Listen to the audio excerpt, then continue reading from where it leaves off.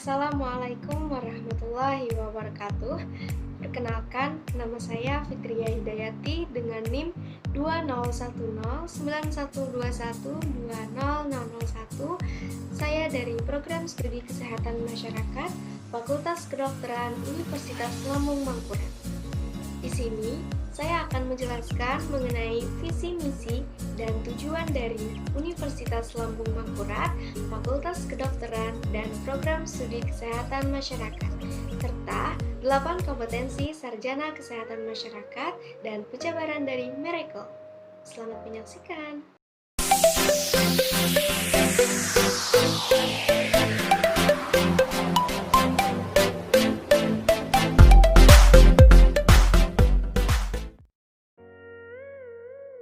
Visi mewujudkan Unlam terkemuka dan berdaya saing tahun 2025.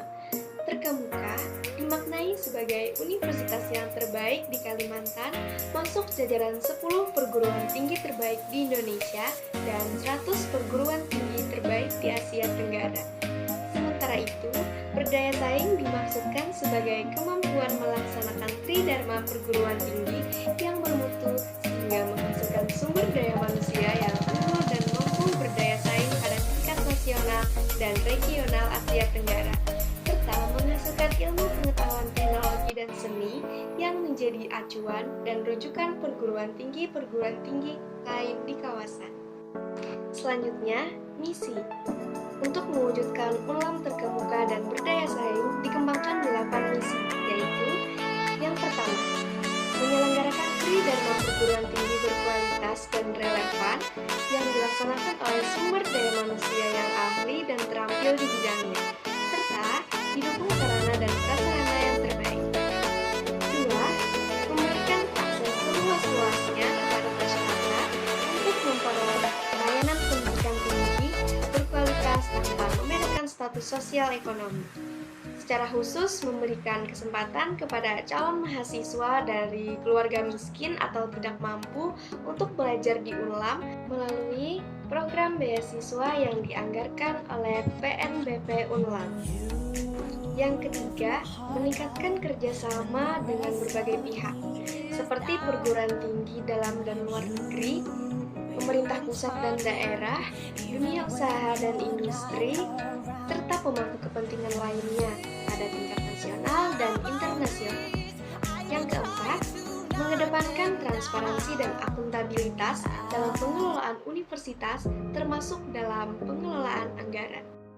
Yang kelima, menjamin tersedianya anggaran, sarana dan prasarana untuk kelancaran pelaksanaan pendidikan, penelitian, dan pengabdian kepada masyarakat sebagai prasyarat peningkatan daya saing. Yang keenam, mewujudkan organisasi yang kuat dan disertai proses pemberdayaan seluruh elemen aktivitas akademika dalam membangun daya saing. Yang ketujuh, meningkatkan kesejahteraan seluruh sivitas akademika Unlam yang lebih adil. Yang kedelapan, mendorong tersedianya perencanaan pengembangan kampus Unlam terpadu dalam satu kawasan untuk pengembangan Unlam setelah tahun 2025 sebagai persiapan menjadikan Unlam terkemuka dan berdaya saing di kawasan Asia Tenggara. Selanjutnya, tujuan dari Universitas Lambung Mangkurat. Berdasarkan 8 misi tersebut, ditetapkan tujuan untuk setiap misi-misinya. Tujuan misi 1. Yang pertama, meningkatkan mutu pelayanan pendidikan dan pengajaran di Unlam. Yang kedua, meningkatkan relevansi program pendidikan di Unlam sesuai dengan kebutuhan masyarakat dan pasar kerja. Yang ketiga, meningkatkan kualitas dan daya saing lulusan Unlam. Yang keempat, meningkatkan akreditasi prodi dan institusi. Yang kelima, mendorong pengembangan pusat unggulan Unlam yang lebih maju. Yang keenam, meningkatkan jumlah doktor dan jumlah guru besar di Unlam. Yang ketujuh, mewujudkan keunggulan Unlam dalam bidang penelitian sebagai salah satu unsur daya saing khusus. Yang kedelapan, membangun identitas Unlam dalam penelitian dan pengembangan iptek. Yang kesembilan, meningkatkan status lemlit Unlam dari klaster madya ke mandiri. Yang ke-10, mendorong program penelitian yang lebih mendalam dan kompetitif. Yang ke-11, meningkatkan jumlah paten dan HKI. Yang ke-12, mendorong program pengabdian kepada masyarakat yang merupakan aplikasi IPTEX yang dihasilkan dari program penelitian oleh dosen dan mahasiswa. Yang ke-13, membangun citra Unlam sebagai perguruan tinggi yang peduli terhadap masyarakat. Yang ke-14, membantu meningkatkan kesejahteraan masyarakat. Selanjutnya, tujuan misi 2. Yang pertama, meningkatkan persentase jumlah mahasiswa dari keluarga tidak mampu yang belajar di Unlam sebagai bentuk tanggung jawab Unlam terhadap masyarakat untuk memutus rantai kemiskinan. Yang kedua, memperoleh akses pendidikan tinggi yang berkualitas bagi masyarakat. Yang ketiga, meningkatkan angka partisipasi kasar atau APK pendidikan tinggi.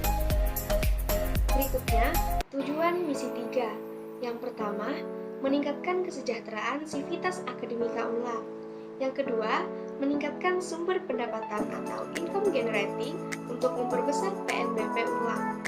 Yang ketiga, meningkatkan citra dan daya saing Unlam melalui capaian akreditasi institusi A pada 2018. Yang keempat, memperluas jaringan pasar untuk alumni Unlam sehingga lebih cepat memperoleh pekerjaan. Kemudian, tujuan dari misi 4. Yang pertama, meyakinkan sivitas akademika Unlam dan pemangku kepentingan lainnya bahwa manajemen Unlam dikelola secara profesional. Yang kedua, meningkatkan transparansi pengelolaan keuangan. Yang ketiga, menjamin akuntabilitas pengelolaan keuangan. Yang keempat, mereformasi pengelolaan keuangan. Yang kelima, menjamin transparansi dalam pengelolaan sumber daya manusia. Yang keenam, menjamin keadilan dalam pengelolaan sumber daya universitas. Selanjutnya, tujuan misi 5. Yang pertama, meningkatkan kualitas proses pendidikan dan pengajaran. Yang kedua, meningkatkan kualitas penelitian. Yang ketiga, meningkatkan kualitas pengabdian kepada masyarakat. Yang keempat, meningkatkan jumlah publikasi, paten, dan HKI. Yang kelima, meningkatkan efisiensi pelaksanaan Tridharma perguruan tinggi. Yang keenam, meningkatkan kerjasama. Yang ketujuh, meningkatkan akreditasi institusi menjadi A pada 2018. Tujuan misi 6. Yang pertama, meningkatkan sinergi dan koordinasi antar unit organisasi dalam lingkup Unlam. Yang kedua, meningkatkan efisiensi pengelolaan organisasi. Yang ketiga, mengoptimalkan peran seluruh sivitas akademika dalam peningkatan pelayanan publik. Yang keempat, meningkatkan kualitas pelayanan pendidikan, penelitian, dan pengabdian kepada masyarakat. Yang berikutnya, tujuan misi 7. Yang pertama, meningkatkan kerjasama semua SDM dalam lingkup Unlam. Yang kedua, meningkatkan motivasi kerja SDM Unlam. Yang ketiga, membangun budaya kerja yang kondusif atau disiplin, jujur, amanah, dan menghargai waktu. Yang keempat, meningkatkan kinerja SDM Unlam. Dan yang terakhir, tujuan dari misi 8. Yang pertama, tersedianya rencana areal pengembangan kampus Unlam masa depan setelah 2025, seluas minimal 500 hektar. Yang kedua, tersedianya master plan pembangunan kampus Unlam masa depan yang terpadu. Yang kedua, visi, misi, dan tujuan dari Fakultas Kedokteran. Misi, menjadi fakultas yang unggul dan beretika dalam bidang kesehatan, terutama di lingkungan lahan basah. Misi, untuk mewujudkan visi sebagaimana tersebut, Fakultas Kedokteran Universitas Lambung Mangkurat mengemban misi sebagai berikut. Yang pertama, memantapkan penyelenggaraan pendidikan dalam menghasilkan lulusan yang terkemuka dan berdaya saing dalam bidang kesehatan, terutama di lingkungan lahan basah. Yang kedua, menyelenggarakan penelitian yang menghasilkan iptek dalam bidang kesehatan, terutama di lingkungan lahan basah.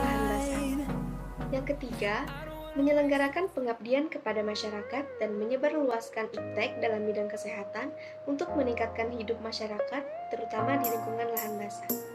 Yang keempat, memantapkan tata kelola yang transparan dan akuntabel. Selanjutnya, tujuan dari Fakultas Kedokteran. Yang pertama, terwujudnya penyelenggaraan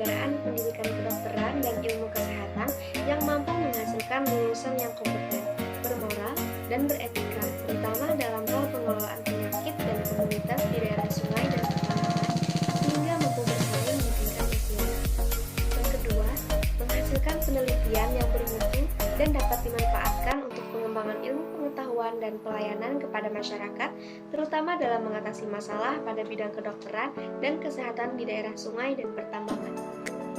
Yang ketiga, terwujudnya kegiatan pengabdian masyarakat yang bermutu, konsisten, dan terarah, sehingga dapat membantu meningkatkan derajat kesehatan masyarakat, terutama pada masalah penyakit di daerah sungai dan pertambangan.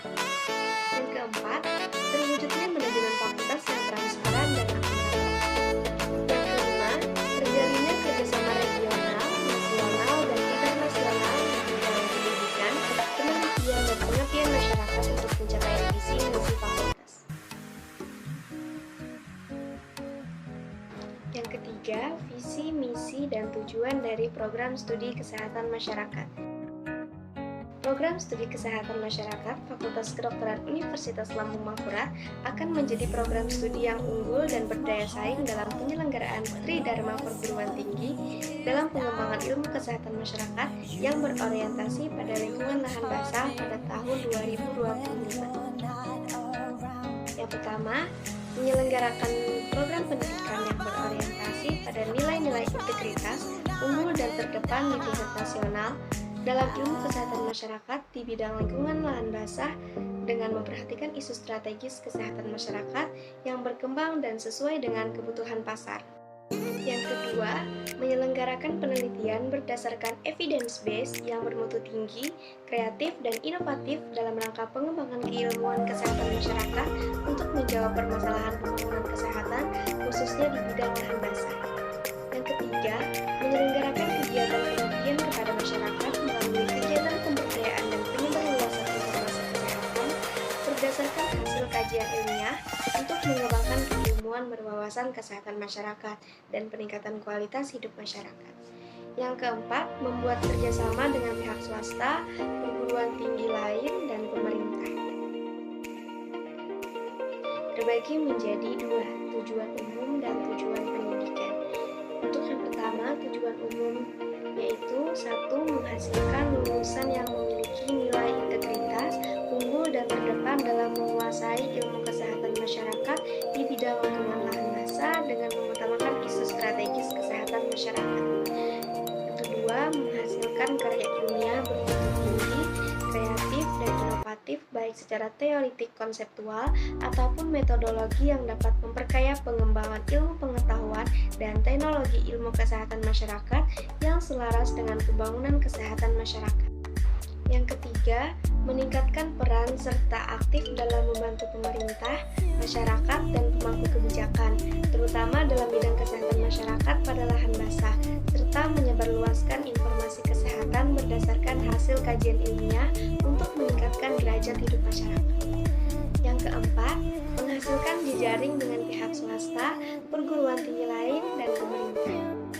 Yang kedua yaitu tujuan pendidikan. Tujuan pendidikan program studi kesehatan masyarakat Fakultas Kedokteran Universitas Lambung Mangkurat sebagai lembaga pendidikan akademik dan keprofesian secara terintegrasi dalam rangka mendidik mahasiswa melalui proses belajar mengajar dengan menyelesaikan seperangkat kurikulum sehingga mempunyai cukup pengetahuan, keterampilan, dan sikap untuk melaksanakan pendidikan kesehatan masyarakat dalam suatu sistem kesehatan nasional sesuai dengan kebijakan umum pemerintah yang mencakup yang pertama yaitu menghayati dan memahami pembangunan di bidang kesehatan sebagai bagian dari pembangunan nasional. Yang kedua, menggunakan kaidah-kaidah ilmiah, maka dalam rangka menerapkan kemampuan profesionalnya untuk mengidentifikasi, menganalisis, menilai, dan menentukan prioritas permasalahan kesehatan masyarakat dengan menimbang berbagai faktor, khususnya dalam bidang perilaku, lingkungan, dan pencegahan.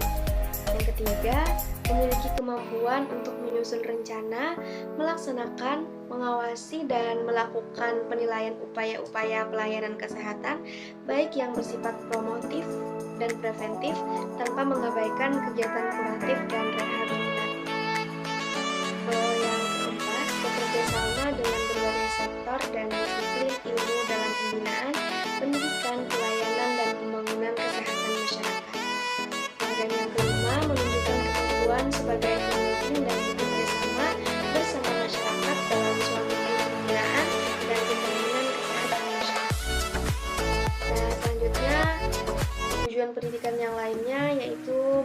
bersikap proaktif, bersedia menerima dan mampu menggunakan pengetahuan dan teknologi baru untuk membentuk dan memperkuat kepribadiannya sebagai warga negara Indonesia yang bertanggung jawab.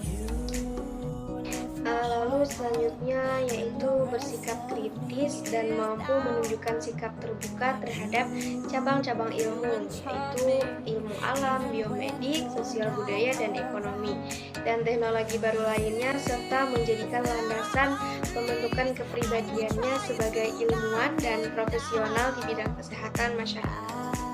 Lalu memahami dan dapat menjelaskan tahapan-tahapan perkembangan dan menguraikan dimensi-dimensi kesehatan baik sebagai ilmuwan dan profesi kesehatan masyarakat. Kemudian yaitu peka dan peduli terhadap masalah-masalah kesehatan masyarakat yang kemudian ditunjukkan dengan rasa penuh tanggung jawab dan keterikatannya untuk memecahkan, menyelesaikan, dan melakukan pembinaan kesehatan kepada masyarakat. Yang pertama, kemampuan untuk melakukan kajian dan analisa atau disebut dengan analysis and assessment. Yang kedua, kemampuan untuk mengembangkan kebijakan dan perencanaan program kesehatan atau disebut juga dengan policy development and program planning. Yang ketiga, kemampuan untuk melakukan komunikasi atau disebut dengan communication skill. Yang keempat, kemampuan untuk memahami budaya lokal atau disebut juga dengan cultural competency atau local wisdom. Yang kelima, kemampuan untuk melakukan pemberdayaan masyarakat, disebut juga dengan community dimension of practice. Yang keenam, memahami dasar-dasar ilmu kesehatan masyarakat atau basic public health science. Lalu selanjutnya yang ketujuh yaitu kemampuan untuk merencanakan dan mengelola sumber dana, itu disebut juga dengan financial planning and management. Dan terakhir yang kedelapan yaitu kemampuan untuk memimpin dan berpikir sistem atau leadership and systems thinking atau total system. 8 kompetensi akan menghasilkan sarjana ilmu kesehatan masyarakat dan memiliki profil. Diharapkan memiliki kualifikasi yang disebut juga dengan miracle seperti yang dinyatakan di bawah ini. Yang pertama, manajer, yang berarti mereka mampu mengelola program kesehatan masyarakat. Yang kedua, inovator, yang berarti mereka mampu melakukan pendekatan yang inovatif. Yang ketiga yaitu researcher, yang berarti mereka memiliki keterampilan dalam melakukan penelitian dan menjelajahi bukti untuk membuat keputusan. Lalu yang keempat, appreciator, yang berarti mereka profesional dalam pembelajaran hidup. Yang kelima, komunitarian, berarti mereka mampu bekerja di tengah masyarakat. Yang keenam, leader, berarti mereka dapat menjadi pengambil keputusan untuk menemukan visi untuk kesehatan masyarakat. Dan yang terakhir itu adalah edukator, yang berarti mereka mampu mendidik semua orang untuk hidup sehat. Sekian dari saya, terima kasih atas perhatiannya. Saya ucapkan wassalamualaikum warahmatullahi wabarakatuh.